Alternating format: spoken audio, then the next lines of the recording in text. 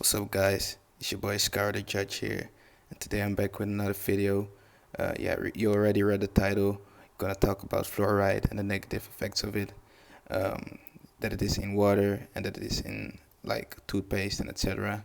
I don't use tap water and like bottled water with fluoride in it for like a year now.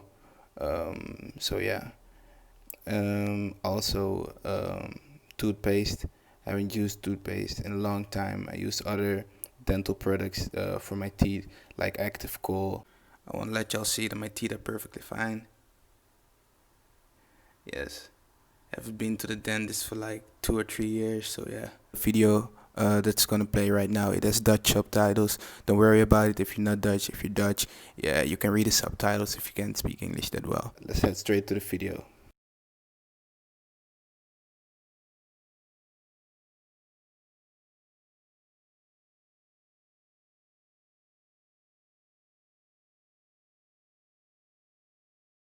More than 1,000 scientists and medical professionals from across the world have banded together to warn us that even in its most diluted form, fluoride is still a poison and can harm your health. This is one pollutant that we capture in the phosphate fertilizer industry, and having captured it, we can't dump it into the sea, but we put it into our own drinking water.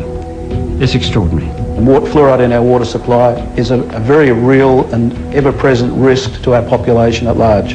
A radical view that's made Adelaide dentist Dr. Andrew Harms a renegade among his colleagues and the professional body he once headed in South Australia. The ADA and other dental professional groups will not speak to anybody from the anti-fluoridation side, but I've been asked to not refer to myself as a past president of the Dental Association of South Australia. In fact, I'm no longer a member of the Dental Association over this issue. Dr. Harms has joined the growing movement of public discontent about adding fluoride, a potent poison in its most concentrated form, to our drinking water. The chemical fluoride itself is dangerous, but also I'm concerned about the arsenic levels and the lead levels as a result of these chemicals being dumped in the water supply. Alarm bells have been ringing about the health risks, some from credible scientific sources like Emeritus Professor Paul Connett.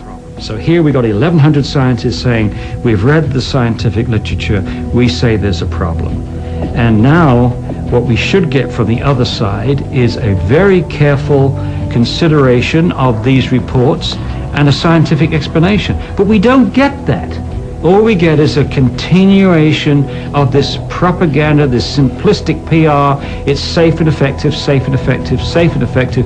If they repeat it enough times with a white coat on it, everybody's supposed to believe them. The only argument about this is whether we have an adequate margin of safety, and I would stake my scientific career on the fact that there is no adequate margin of safety. For decades, Americans associated fluoride with good dental hygiene, which is why it's still added to most public water supplies. But today, 600 health professionals and scientists, including Dr. Arvid Carlsson, a Nobel laureate of medicine, are calling on Congress to ban the use of fluoride immediately. Among the petitioners, Bob Carton, a former Environmental Protection Agency scientist. He says fluoridating water was a mistake from the beginning. It was a foolish thing to do years ago. They didn't have enough information. They hadn't really been tested. In fact, a 2005 Centers for Disease Control study found too much fluoride has caused irreversibly discolored teeth in 1 out of 3 children. And a major report by the National Academy of Sciences says toxic levels can lead to severe permanent pitting of the enamel in children. Fluoride can also build up in the bones to cause pain, stiff joints, and skeletal abnormalities when they get older. It's a cumulative poison. It just gradually builds up and it gradually causes harm. In 2006, a report by the National Academy of Sciences identified fluoride as a potent hormone disruptor that can affect your thyroid and potentially lower the IQ of children. Currently, 66% of United States residents who rely on public water supplies are exposed to the most consumed drug in the nation, fluoride. Some recent studies suggest that overconsumption of fluoride can raise the risk of disorders affecting teeth, bones, the brain, and the thyroid glands. After 3 years of reviewing hundreds of studies, a National Research Council committee concluded that fluoride can subtly alter endocrine function, especially in the thyroid, the gland that produces hormones regulating growth and metabolism. Fluoride found in foods, beverages, medicines, and dental products can result in fluoride overconsumption. This is most visible in young children as dental fluorosis, white-spotted, yellow, brown, and/or pitted teeth. Epidemiological studies and tests on lab animals suggest that high fluoride exposure increases the risk of bone fracture, especially in vulnerable populations such as the elderly and diabetics. A scientist at a leading dental research institute in Boston, Dr. Phyllis Moulinex, exposed rats to fluoride to work out its effects on the human brain and the central nervous system. The pattern that we saw typically is what we see with other neurotoxic agents that are well known to cause a hypoactivity or a memory problem or an IQ problem. When I first presented the results of these studies, one of the individuals sitting and listening to the results, he says, "Do you have any idea what you're saying?" And he says, "You're telling us that we're reducing the IQ of children." Last November, concerns over excess fluoride prompted the American Dental Association to warn parents not to mix baby formula with tap water during an infant's first 12 months.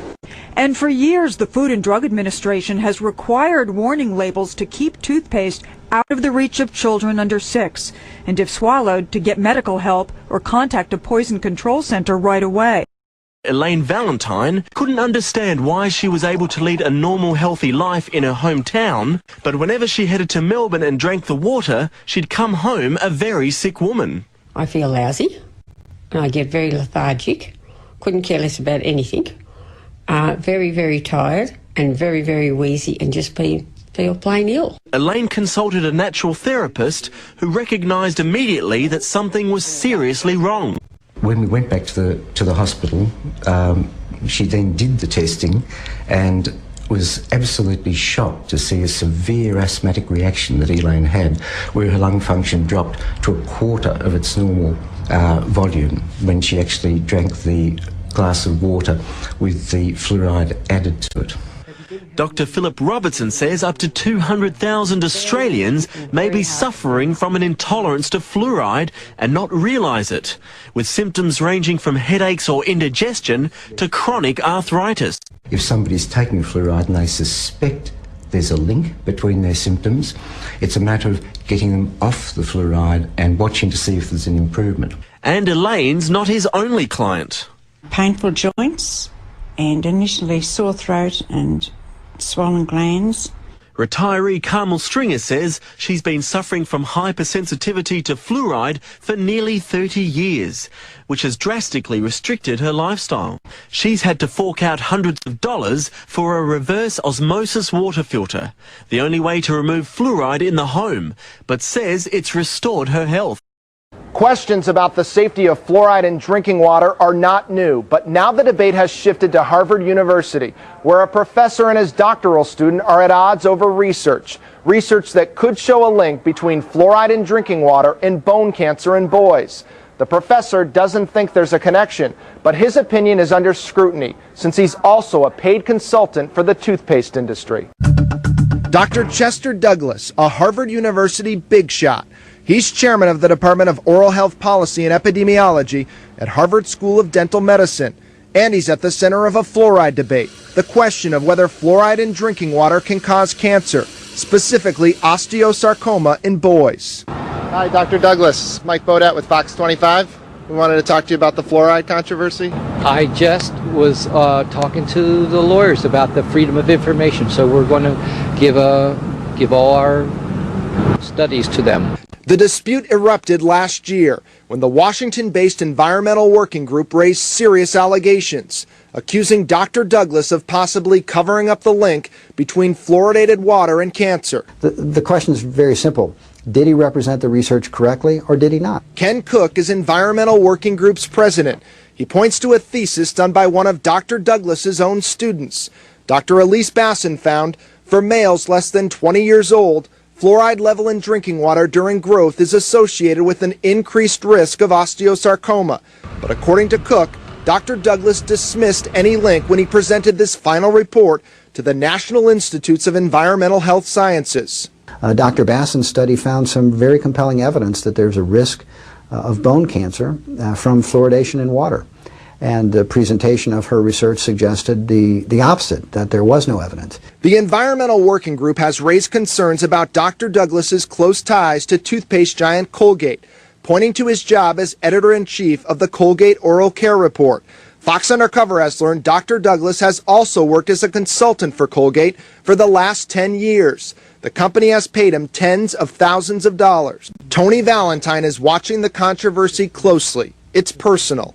His son Seth died 20 years ago after a painful battle with osteosarcoma. Seth grew up in Dedham, one of 137 communities in Massachusetts that adds fluoride to the water. Valentine says he wants to know more about any connection between fluoridated water and cancer. What do you think about this possible link? When I first heard that, I was kind of shocked, because I knew that we used the Dedham water and I knew there was fluoride in it. Valentine says even the suggestion of a link is disturbing.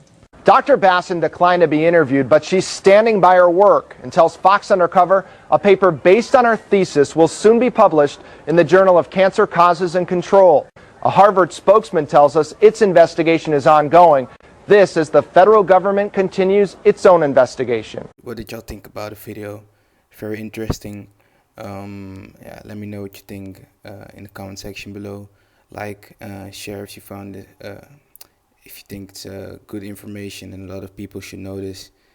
And yeah, subscribe, put on the bell notification, and I'll see you in the next video. Scar the Judge out.